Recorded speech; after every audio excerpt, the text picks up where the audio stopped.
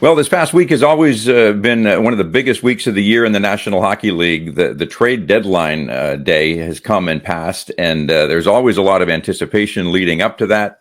And now it's behind us in the rearview mirror, and we're just curious to know what we all think about the trade deadline and who were the winners and who were the losers. And welcome to What Do You Know About Sports? We've got another show here for you today. We've got Gary Jeffries, the longtime coach. We've got Lance Roberts, the longtime referee, and myself, Randy Steinman, the longtime sportscaster. And fellas, hope you had a good week. Lance, trade deadline, it's always a big deal. What did you think? Well, as usual, I mean, they have the big show there that they have for that trade deadline, and they also just kind of sit there and talk, and nothing much happens on the exact day. So most of the stuff that happens, it happens beforehand. But some of the things, I noticed the Leafs made some good moves on the defensive side. They got Ilya Lyubushkin on one trade. They got him, which I think you can see a little bit of what they worked on in regards to trades was to do with the back end, and a lot of other teams did that in that regard too. Like the Lightning got Dunba, and stuff like that. So I think a lot of the stuff that was moved around, there were some real interesting trades to me that will bolster teams going forward in regards to the playoffs. Like the Bruins got Pat Maroon. That's kind of a subtle trade, but Pat Maroon is such a competitive guy. He's been in the playoffs. He's going to be a big part of the Bruins going, making it, a bit of a run in the playoffs. So they can, with him there, because he plays a tough game. Tanev going to the Stars is going to be another real one to watch because of how good he is on the back end. And the Flames, I think the Flames lost big time in this trade stuff. They threw some guys back and let guys go that are. Like Hannafin left to Las Vegas. Most of them weren't going to sign anyways, they said. So they had to get something for them now kind of thing. But I think the Leafs did not bad with what they did, trying to bolster that blue line. And, Kuznetsov going to Hurricanes, it was interesting on that one. Like he comes off of he's got a problem with cocaine by the reading between the tea leaves here is that he was in the rehab for a while with the Washington Capitals. He had a problem in Russia too, and so I don't know Carolina picked him up just on a trade. So sometimes some get problems, rid of problems during those trade deadlines that they did. It doesn't really help them, but they're a guy like Kuznetsov going to Hurricanes, maybe a change of scenery. But another one that was a good trade was for the Winnipeg Jets was Toffoli. Like Tyler Toffoli, he played so well with Montreal in that one playoff run he had. Yep. I think Tyler Toffoli to the Jets was a great trade too. So there's some good moves there, but I think the biggest thing the Leafs have done is just you can see some of the stuff they got a I'm not sure the kid's name. They got a young kid. He's just been drafted in the trade. He hasn't played in the NHL yet, but he's a defenseman too.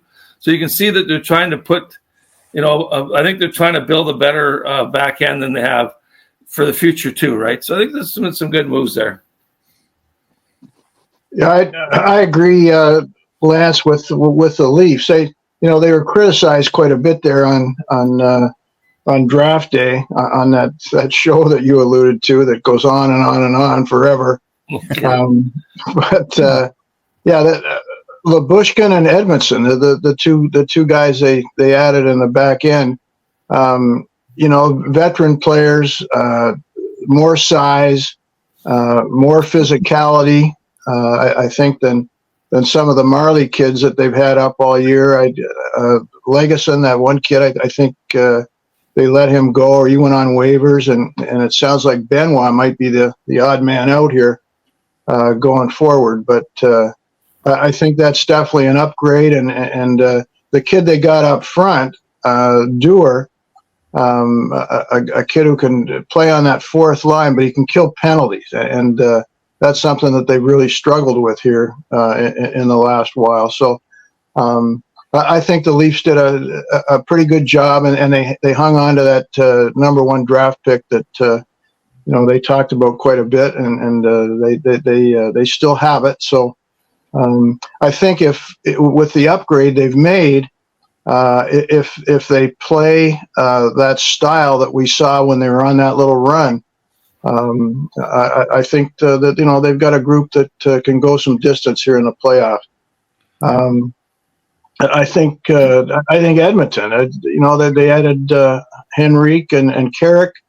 I think they've addressed some needs there, and again, if they play that style that they went on their little heater and won 16 in a row, I think that's a team that has to be one of the favorites. And of course, the other team that seemed to do it every year is Las Vegas, and how they're able to manipulate the system like they do.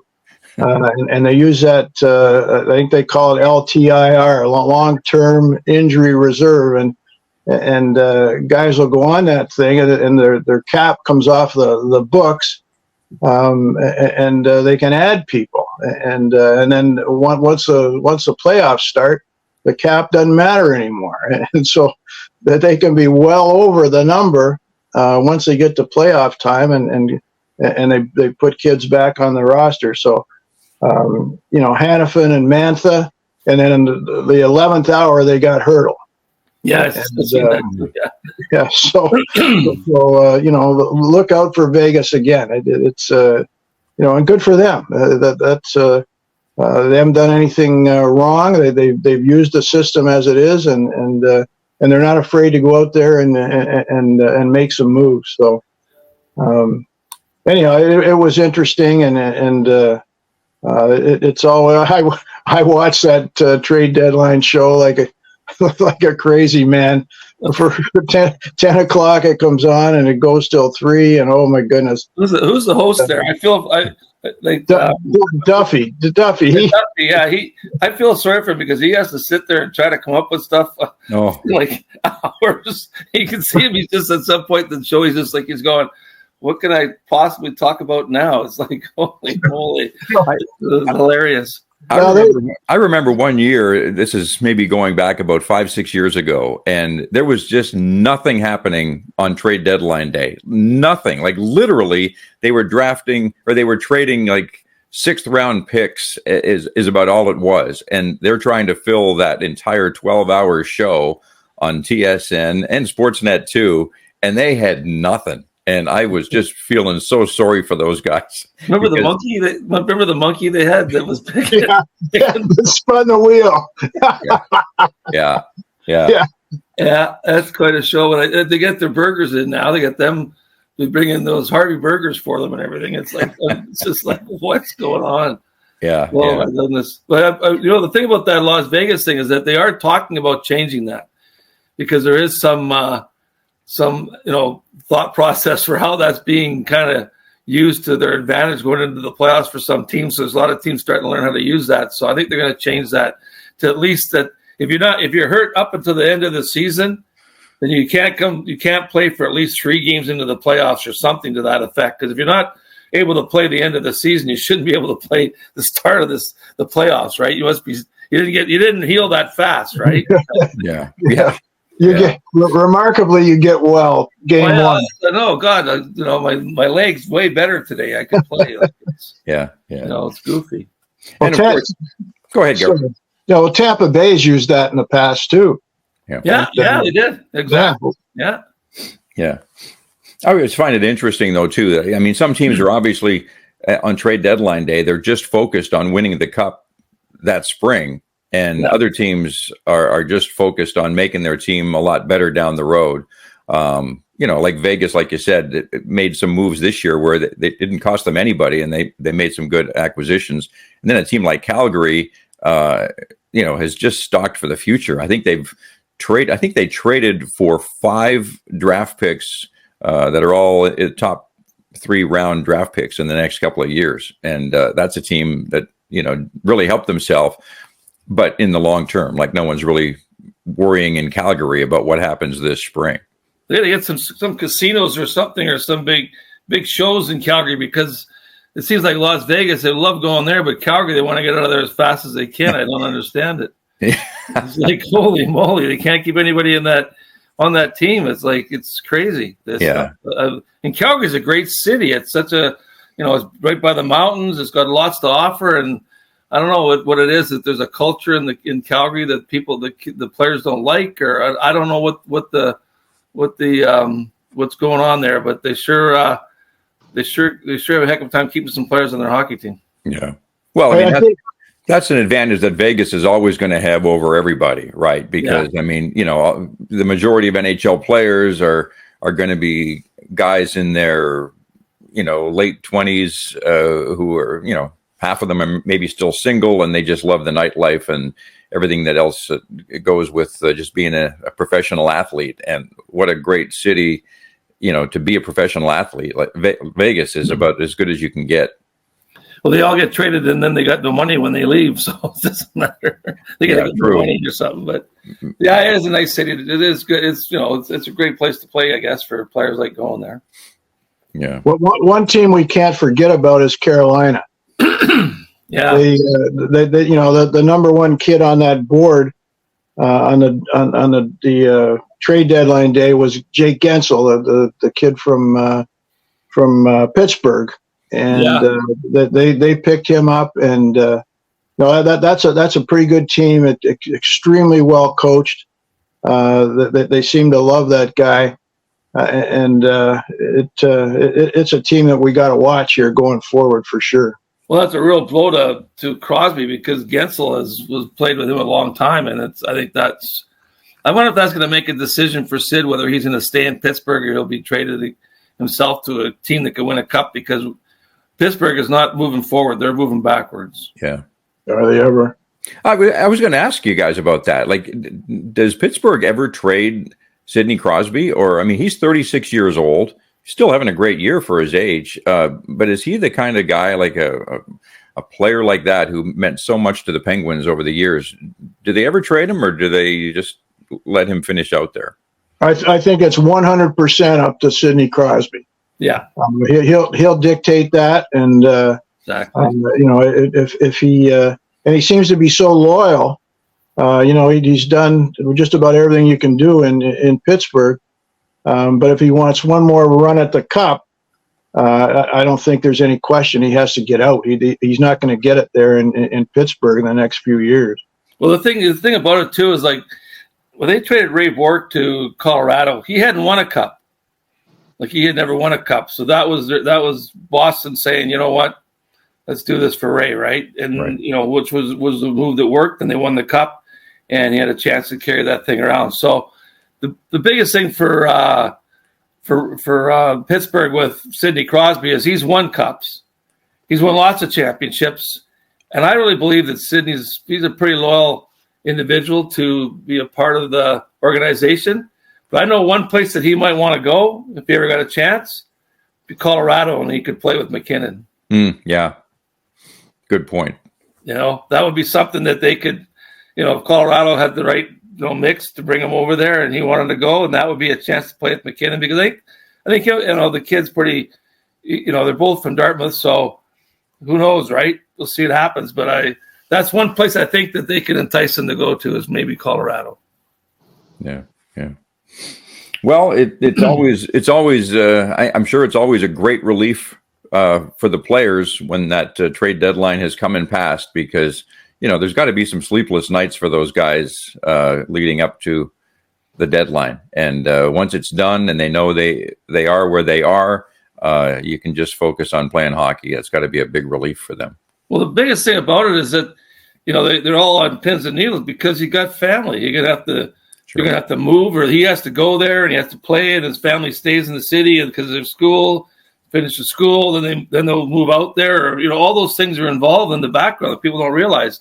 The players have to go through when they're traded to another city. It's not just, oh, well, you're going to go play for that team, take your hockey equipment and go over to another city to play. It's a whole mix of things involved with kids, family, everything. Sure. So yeah. I'm sure it's just extremely stressful for sure. Just before we get off this topic, and I don't know if have we mentioned Florida? I think Florida's got to be, one of the top contenders to win this thing. They're big, and they added Tarasenko, a real good hockey player from Ottawa, and they got that Okposo kid the captain from Buffalo, and I think Florida is going to be a tough out for sure. Yeah, you're right. You're right, Gary. That's another. They were kind of in the background there. They didn't really make a splash, but they really did some good moves for their team for sure. It's interesting with Ottawa and Buffalo and teams like that are, I don't know, they make those moves to get better draft choices or something to that effect. But you know what? It doesn't seem to work like it used to. I think some of these teams end up just putting themselves in that position for even a longer time where they can't get to the playoffs. I don't know why.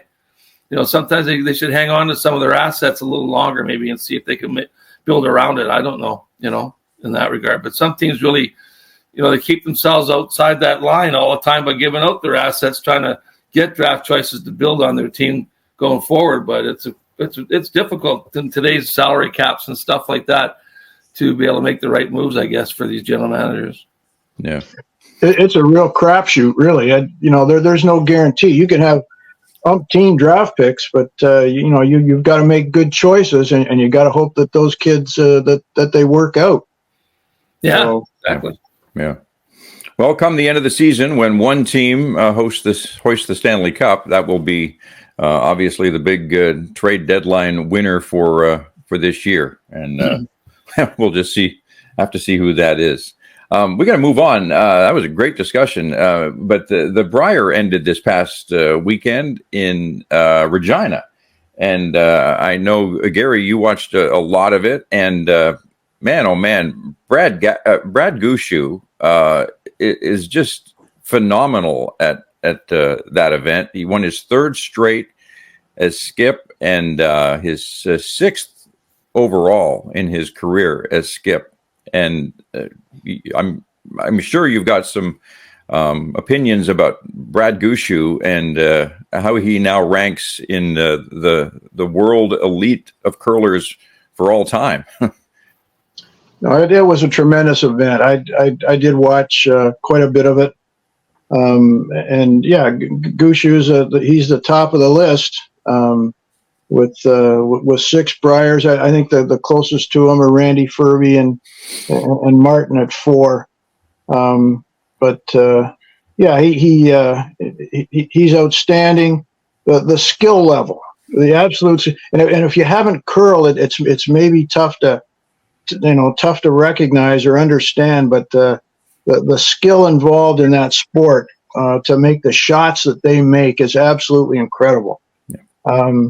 And the McEwen kid, the kid out of Saskatchewan that played Gushue in the final, to Gushue's credit, he in the post game interview, he said that he told Mike McEwen when they were shaking hands there at the end that he was absolutely the best player there this week, and that coming from Gushue is a heck of a comment.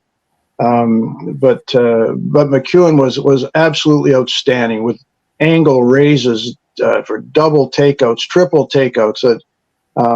Just remarkable shooting. And he's a guy that they brought in.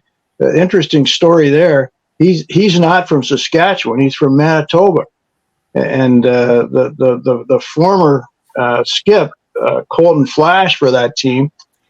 He did interviews prior to the Brier, phone interviews, to try and find somebody to come in and skip the team.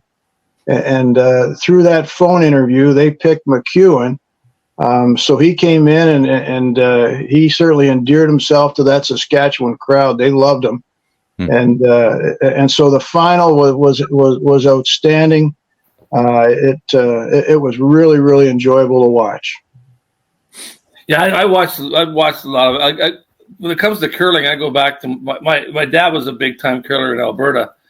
He won with the firefighters. He won the Canadian title one year, like 1950 something. I'm not sure, before I was born. But anyways, the guy that was there in Alberta at that time was Hec Gervais, and Hec Gervais was and I as a kid I knew just like just as a little kid, but he was a tremendous curler. He won 2 Briers. And he kind of was the one that started putting guards up and stuff like that.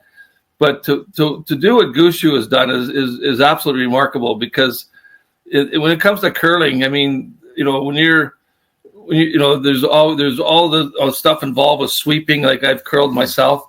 The sweeping aspect of it is, you watch these guys sweep now. It is amazing what they do with those rocks to get them to where they want them to go.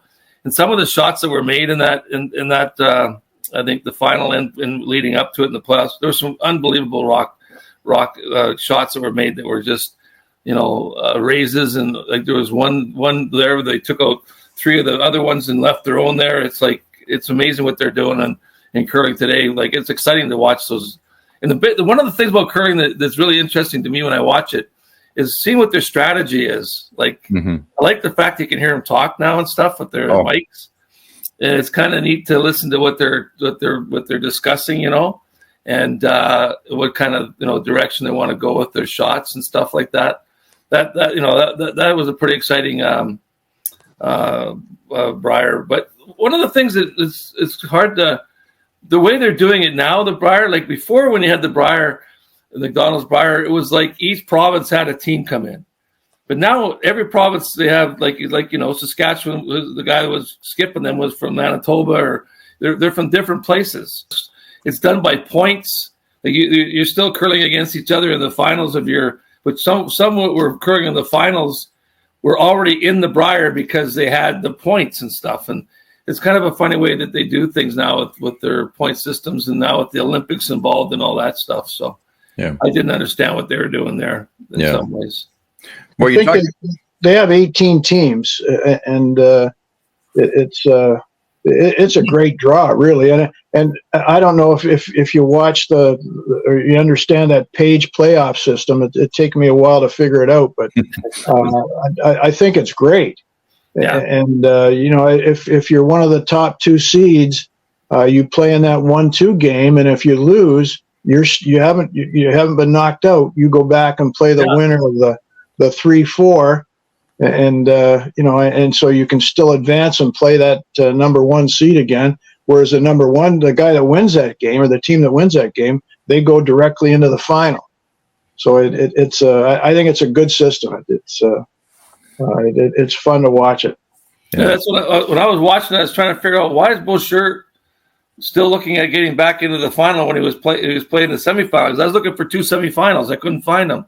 Right. Yeah. One semifinal. I'm going, well, this is strange. Like what? Like there should be another semifinal because they have to have 2 guys go to the final. And then I figured it out that I guess there's guys that win this one, so Boucher could go back and play him again, right? So yeah.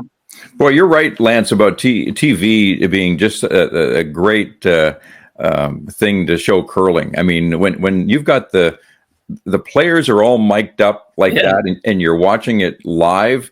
Can you imagine if, they constantly had a live mic on NHL players or Major League Baseball players? I mean, it could never happen because of it would be R-rated for one thing.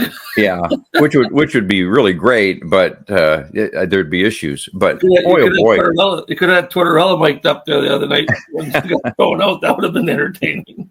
Yeah, but I mean, curling is just so perfect for television. I mean, the pace of it. There's so much great discussion as they sit there and talk about the upcoming shot, and you can get right into that conversation with the live microphones, obviously, and it's just terrific how curling has become as big as it has, and credit to TSN, to be honest, for really when TSN came on the scene, I think in 1984. Within about maybe 3 or 4 years, they had, got on that curling train and had just driven it for close to 35, 40 years. And it's just been terrific what they've done to the sport and how they've just embraced the curling world, and the curling world has embraced them back. And it's been terrific to watch. Yeah, it was a good show. You kind of get caught up just sitting there watching it, trying to figure out what kind of a shot they'd make, or it's kind of cool. Yeah, and you're right, Gary. I mean, I've curled maybe a dozen times in my life, and it is so hard when you're sitting down there in the hack and you're looking down at just a sea of rocks, and then you look at what these world class men and women can do with those rocks is just phenomenal. I mean, in the final, Gushue curled 97%. I mean, think about that. It's just unbelievable. Yeah, and we should have mentioned his team as well. It's not just him. Sure. The three guys that he's got with him, Nichols, he's been with forever. Yeah. They're from the Rock, and they've curled since they were young kids together. And then they added Harnden, who came from Jacobs Rink. As you say, Randy, they kind of bounce around. Yeah. And then Jeff Walker, the lead. So it's a tremendous team as well. And as far as the shot making, and you said you play a little bit. Me too. I've never played until a couple of years ago, and one of my golf buddies up here said, "Come on out and give it a go." And so I went out, and of course I'm using a stick. I don't get down on the hack. If I got down on the hack, they'd need a tow truck probably to get me up. So you can use a stick. And it's kind of like glorified shuffleboard, but still, when you look down there and you've got to place a rock where the skip asks you to place it, it's a real skill. And I got nicely average until I retired here last year. Well, I curled like when I was younger quite a bit. Actually, I was on the high school curling team and stuff like that. I skipped it because, like I said, my dad was huge in Alberta with curling, and it's a tremendous sport if you're playing it at that level, and you can you're down there, you're making those shots, hitting the broom, in turn, out turn, and all that, and you're making decisions. It's pretty exciting to play at that, when you're curling at a higher level. But I went out to go curling there about maybe just a few months ago, and getting on curling ice, I couldn't even stand up. It's like a whole new world. My feet, you can't. That slider is just. It's like it was like I was lost out there. So it's not a sport where you can just jump out there and start playing you really have to learn how to do that sport properly to really enjoy it. And it's a tough sport to learn. It's not like, throwing someone out there on skates who can toddle around and have a stick in their hands. Like curling is a whole different world when it comes to learning. Yeah. Lance, I can't help but think that if you had gone on to be an elite curler, chances are curlers would not be mic'd up today like they are. They probably wouldn't exactly. Yeah, they couldn't take the language. We had some pretty, when I was like with refereeing and that and being in hockey, you couldn't mic those guys up. I guarantee you that. It's pretty wild world out there with stuff that's said, I'll tell you. Yeah. Gary, you made the point about Gushue in his rink, and we should mention it's not just Gushue. You're right. Nichols, his third, and Walker, his lead, have now also won 6 Briers. So it really is a team effort with that group. But wow, what an outstanding team that is, and one of the greatest of all time, not only in Canada but the world. Yeah, the Worlds, I think, come up here at the end of the month, and they'll be representing Canada over in Switzerland. So, right, go Canada! Yeah, they're the pride of the Rock.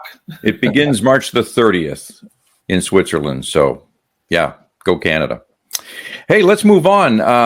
Boy, we've been going like blazes here. It's been a huge week, or it is a huge week. Second week of March is always big in the National Football League with free agent signings, and NFL teams can officially make those signings starting Wednesday, starting tomorrow. And there's already been some movement that has been announced. And Lance, you've been sort of keeping a pretty close eye on that. What are your thoughts about some of these movements going on in football? Well, I wasn't keeping a close eye on it. I was just trying to figure out the amount of money that's being flown around there. It's incredible. They've got contracts, huge contracts, and they're leaving those contracts to go somewhere else. Like Kirk Cousins. I mean, I'm looking at Gary would probably know better than I would about they're looking at Kirk Cousins. He's coming off an injury, and you're not really sure how he'll be affected by the injury, I think. but it seems like they have no problem. And he jumps to, he went to, where was it, Atlanta? Did he go to? Yeah. And then the guy from Denver, they gave him a great big contract, and now he's run off to Pittsburgh. It just, I don't know. It just seems the football world in that regard. I'm amazed at where these guys are making these moves to go to these different teams, and they still have a great big contract somewhere else. I don't know. Maybe Gary, you know, or you can fill me in. Well, the interesting one to me is Russell Wilson. Yeah. To Pittsburgh, and the way I understand it is Denver will be paying about $38 million on his contract this year. So they're going to pay him $38 million for him to go and play for Pittsburgh. I know, that's wild, phenomenal. It's like Russell Wilson. I didn't think he had that great a year.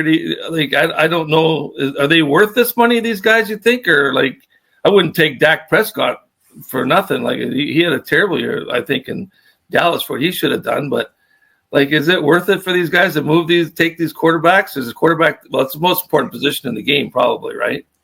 Yeah, it depends on the team and their need and the fit and Wilson. I think last year it wasn't as bad as a lot of people thought. I think he threw 24 touchdown passes and only had 6 interceptions.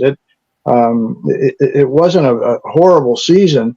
I don't think that, quite frankly, that they wanted to keep him. Who's the coach in there now that came from New Orleans? I think when they added him, I think he's had his own agenda, and he really didn't want Wilson. Well, that's part of it. Yeah, that's sometimes you don't know the background of it. Yeah. Yeah, and going to Pittsburgh, I think he's a good fit there. Pittsburgh, they run the football, and with running the football, you can use a lot of play action, and play action it sets up great for Russell Wilson. The one knock on him last year that I heard was he didn't throw and complete the ball across the middle very much at all. If you use more play action, you can hold those linebackers, and you can get players in behind them, and you can throw the ball underneath and in the middle of the field. Yeah, I think he's a good fit for Pittsburgh, and Tomlin, will use him correctly, I think.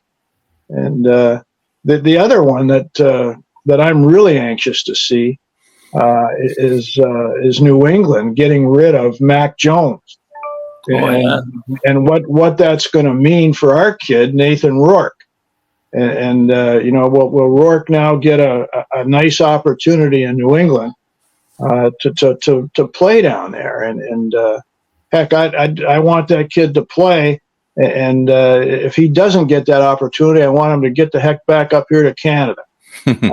He's just such a talent. And I want to watch him play. I don't want to see him holding a clipboard on the sideline.